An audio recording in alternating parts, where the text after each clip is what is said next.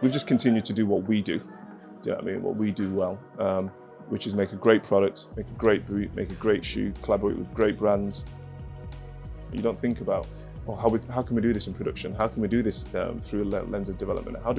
What's the cost implications? I think one of the things I always say is, the great thing about Dr Martens, and the reason why it's been here for 64 years and will continue to be here for the next 64 and as long as we're all still around, is the fact that the boot hasn't changed, but the communities around it have. Is there a misunderstanding about what a creative director does? Do you know what? I think sometimes there is. I think in terms of, a creative director can do multiple different things. I think what they should be doing in most cases is just being a creative kind of catalyst for whatever the brand is trying to achieve through the lens of kind of modifying its DNA, do you know what I mean? Paying homage to where it's come from, trying to be a, let's say, almost a provocator, someone that kind of pushes kind of what the brand's all about into a new sphere, into a new space. And I think a creative director can be a designer, a creative director can be a product person, a creative director can be multiple different things. I think it's really about someone that can drive ideas. How much of it is sort of the creative side of things and how much of it is actually kind of more business driven? How do you blend both together? I think a good creative lead can do both. Do you know what I mean? Can be an individual that can understand where the business needs to go and what the business needs to do in terms of its financial targets, but also can make sure that those targets, or at least that direction, is then blended into a clear creative direction that makes sure the brand remains the brand, it talks to its consumers, it pays respect to its product and blends it into one thing instead of being overly creative or overly business. Do you know what I mean? It's finding that fine balance. What was your introduction to fashion design? I think my introduction is kind of unorthodox. I come from Sheffield, and in Sheffield I played a lot of sport, a lot of football, and my obsession with, let's say, more sneakers, fashion, clothing came from this kind of love of sport and kind of a real innate understanding of kind of sport culture. Loved terrace wear, do you know what I mean? I loved football boots, I loved all things sport. So kind of went down this unorthodox tradition of understanding retail and what retail is and how products are made. That then put me into the space of actually there's more to it than just that. And that kind of led to this kind of direction of travel through multiple different brands to where I am right now, and kind of that's what's manifested into my career. Which creatives inspired you? Ooh, what a great question. I mean, there's multiple creatives that have inspired me. I think I come from a relatively creative family, do you know what I mean? So being inspired by people within my family, being inspired by people within my network, be it when I was working for a store back in the day called Hip in Leeds, which is kind of at the epicenter of some of what's been happening in UK culture for many years. I mean, the teams over there, Everton Campbell was an inspiration for me. But then there's also people like the brands that I've been messing with, like Sean Stussy was amazing, kind of point of reference in terms of what he's done with Stussy up until obviously the brand now being where it is, or James Jebbia, and I'm more of that kind of world, do you know what I mean? If you think about high fashion, I'll probably say that creatives like Yoji are amazing, do you know what I mean? So you can kind of span both areas from a streetwear aesthetic all the way through to kind of like some of the partners that we work with, Raf and all these people in the past have been ridiculous inspirations for what we do and what we've done at this brand, but also in terms of my point of reference for what good looks like. It's all about blending it all together, right? Absolutely, it's totally about blending it all together. Did you have experiences in fashion before sort of going into your career? Not at all.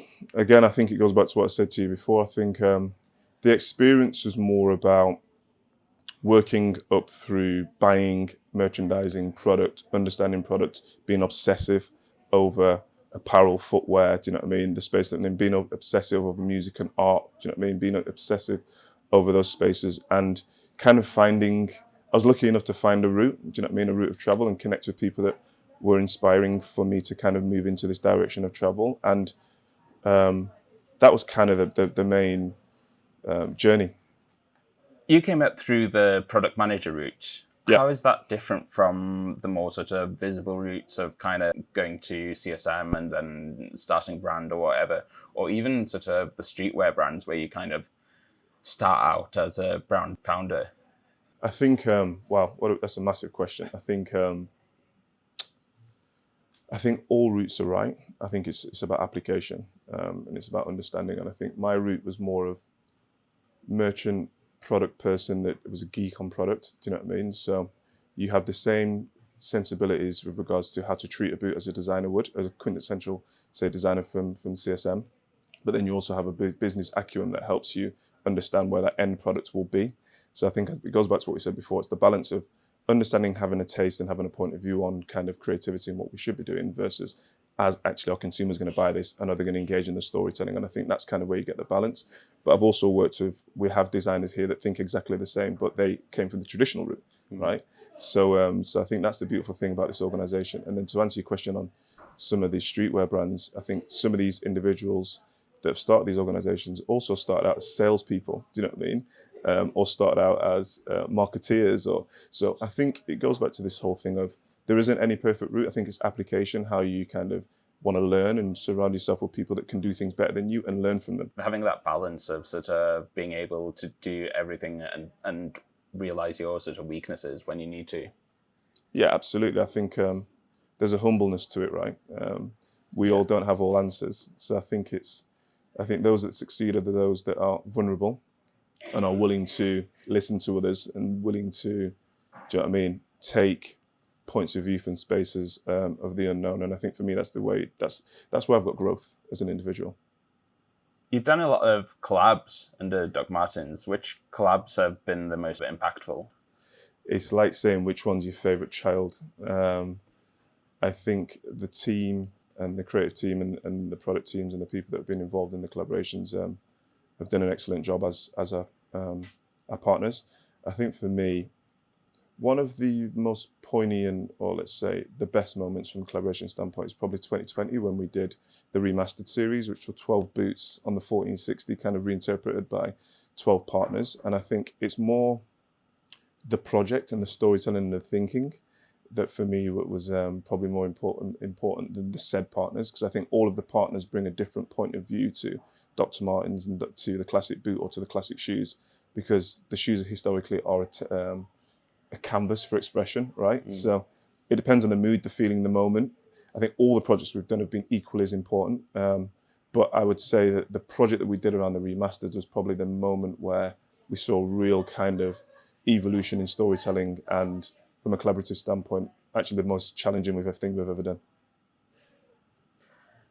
Under the collaborations also, they seem to have become more sort of structural and kind of more than just changing colors and materials in recent years.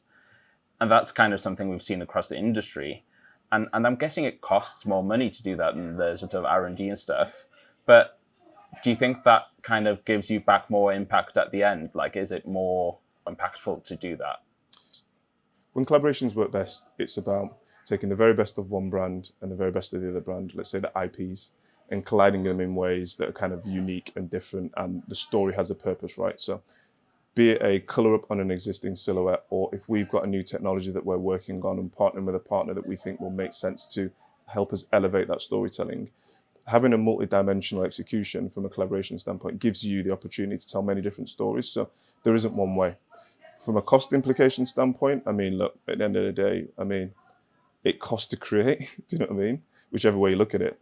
So I think from my perspective, we use collaborations as a tool to elevate storytelling. It's not about driving volume. It's about creating new narratives and working with partners that can help us tell new things across multiple different areas of our product evolution and also our storytelling through marketing. And Dr. Martens kind of serves so many people across demographics. I guess you get a lot of sort of feedback and data from all that sort of engagements and sales. And can you see the sort of trickle down from the top end collabs that you do to what the normal person is wanting from like shoe or from the high street store? Yeah, absolutely. I think, like I said, collaborations are a creative tool as well as a strategic tool. And I think I've been here for 10 years now, been in the creative role for about 2.5, 3 years.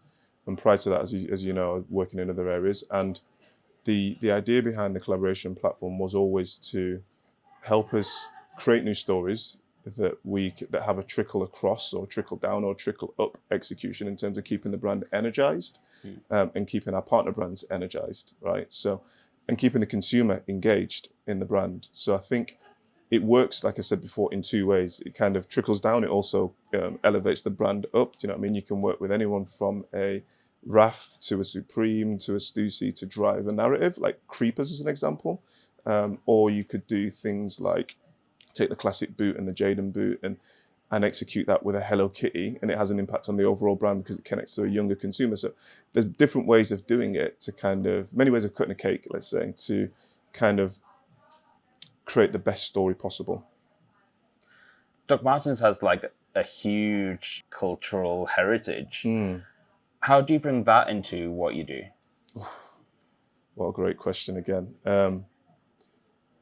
That goes back to the communities and the creatives that we have around, not just in the office and in the creative departments, but also our consumers and those kind of communities outside, right? I think one of the things I always say is the great thing about Dr. Martens, and the reason why it's been here for 64 years and will continue to be here for the next 64 and as long as we're all still around, is the fact that the boot hasn't changed, but the communities around it have. You know what I mean? You can go from early days of ska and punk all the way through to goth, all the way through to grunge, all the way through to the noughties, all the way through to now.